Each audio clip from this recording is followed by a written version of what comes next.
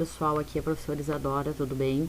Eu não pude estar presente no Meet essa semana, mas deixo esse vídeo para o professor Fábio passar para vocês, que é a correção da sexta e da sétima atividade.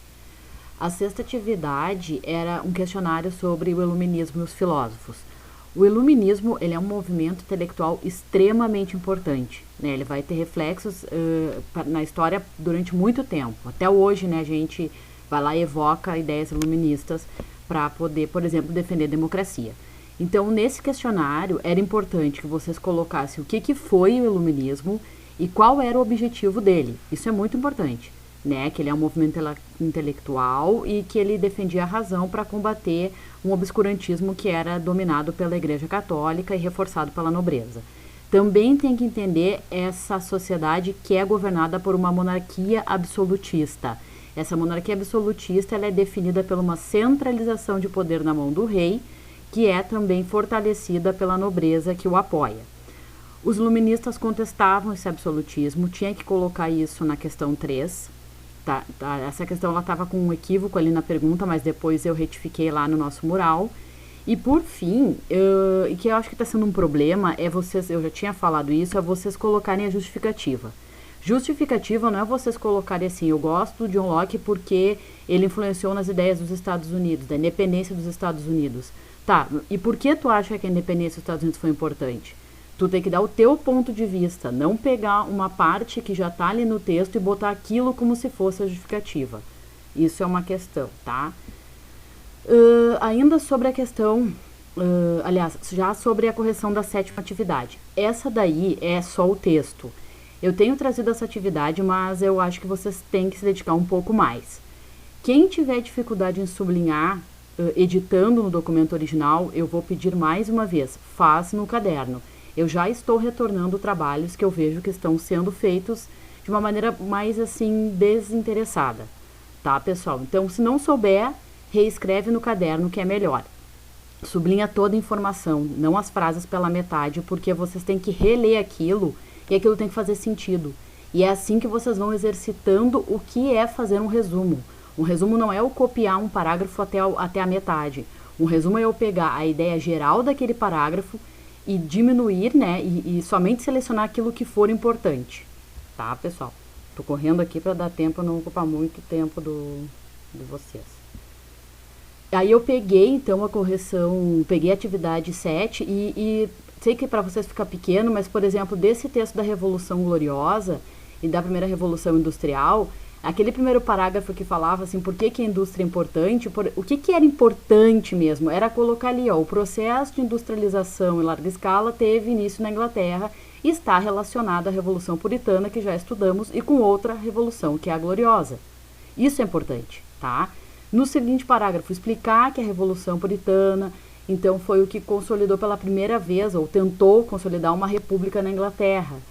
Enfim, pessoal, é pegar informações do texto e destacar não palavras aleatórias, onde vocês param de sublinhar na metade e depois se eu pego a continuação do que está sublinhado, não tem nada a ver, tá?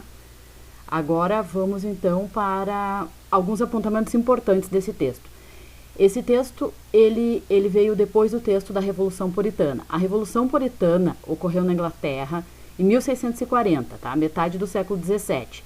Lembrem sempre da figura do Oliver Cromwell, né? Que ele foi o líder dos puritanos, né? O puritanismo é uma religião protestante que combatia o anglicanismo, que também é protestante, mas é muito mais vinculado ao catolicismo, e era a religião da nobreza da Inglaterra.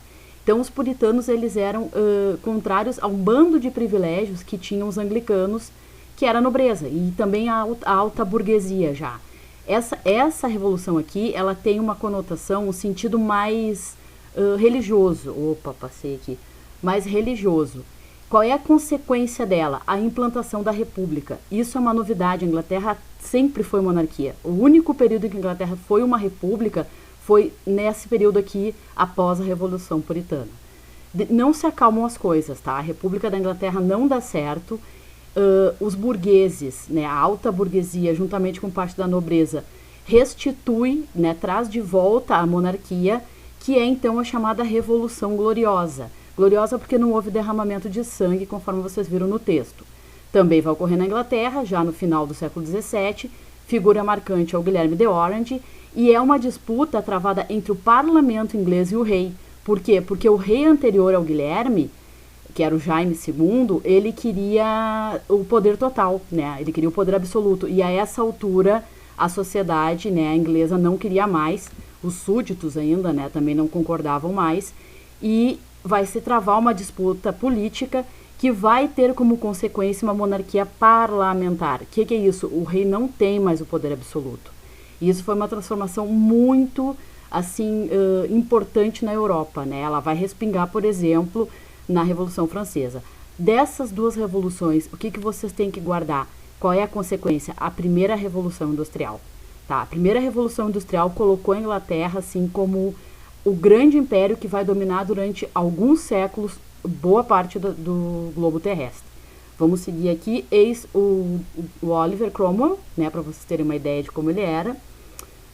Outra figura importante aqui, todo estiloso, né, o Guilherme de Orange.